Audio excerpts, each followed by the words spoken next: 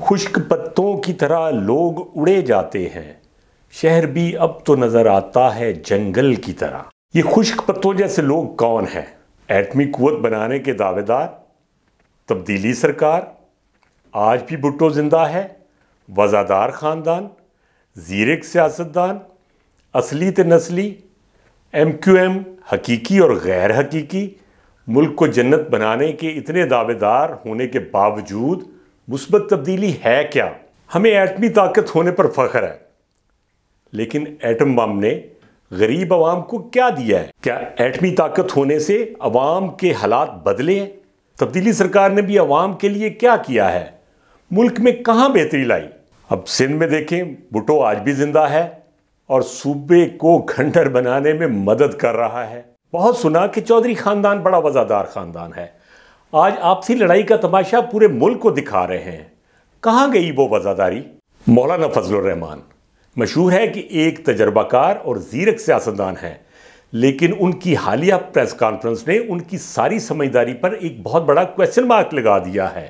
اب میں بات کروں گا ایک عجیب و غریب کریکٹر کی، اصلی اور نسلی ہونے کے دعوے دار شیخ رشید، 16 مرتبہ وزیر، مطلب ملک کا سب سے بڑا لوٹا، کبھی ادھر کبھی ادھر۔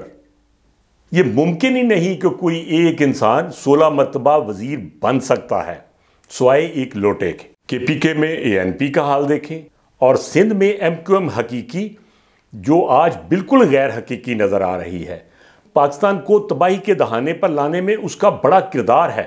اب اسٹیبلشمنٹ کی بات کیا کریں، 30 سال سے زیادہ حکومت کی، کبھی ترقی کے نام پر، کبھی اسلام کے نام پر، اور کبھی سب سے پہلے پاکستان کے نعرے پر، مگر عملاً مکمل اختیار رکھنے کے باوجود ایک کالا باغ ڈیم تک نہ بنا سکے۔ یہ عالم ہے ہمارے سبھی حکمرانوں کا۔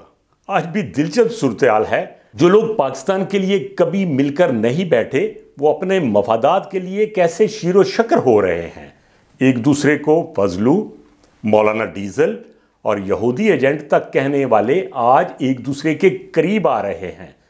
بدلتا ہے رنگ آسماں کیسے کیسے۔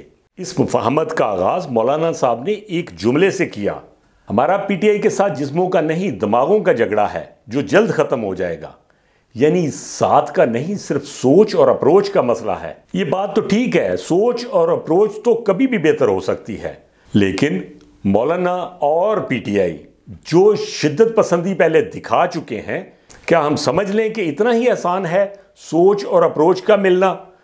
اگر یہ معاملہ تھا تو ان دونوں کو چاہیے تھا کہ ایک دوسرے کو برداشت کرتے اس ملک کے لیے۔ مولانا، آپ کو صدر بنا دیا جاتا تو کیا آپ کا پھر بھی یہی سٹانس ہوتا؟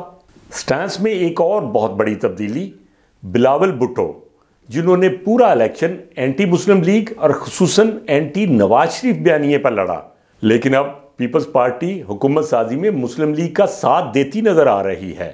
مسلم لیگ کی بات کریں تو انہوں نے پی پی پی پر زیادہ وار نہیں کیے، لیکن مولانا کے ساتھ ان کا رویہ بڑا خشک تھا۔ ایک اہم ملاقات جو کہ چودھری شجاعت حسین کے گھر میں ہوئی، جس میں تمام لیڈران جو ہیں وہ اکٹھے ہوئے، مولانا کو وہاں آنے کی دعوت ہی نہیں دی گئی، جس کا غصہ مولانا کے دل میں ابھی بھی ہے، اور وہ خاصے ایگریسو نظر آ رہے ہیں مسلم لیگ نون کو لے کے، خصوصاً میاں نواز شریف جب بہت مشکل حالات میں تھے تو ان کو ان حالات میں سے نکالنے میں مولانا نے بہت مدد کی۔ وہ ایک دھرنا بھی دیا انہوں نے، اور جیل سے نکلنے میں بھی مدد کی، لیکن آج ان حالات میں مسلم لیگ مولانا کو بھول بیٹھی ہے۔ ہمارے سیاستدانوں کے سارے سمجھوتے، سب کمپرومائزز ان کے ذاتی مفادات اور عہدوں کے لالچ کے لیے ہوتے ہیں۔ لمحہ فکریہ یہ ہے کہ ان سیاسی رہنماؤں نے یہ فراخ دلی پاکستان کے لیے کبھی بھی نہیں دکھائی۔ سب سے پہلے پاکستان کا نعرہ صرف نعرہ رہتا ہے۔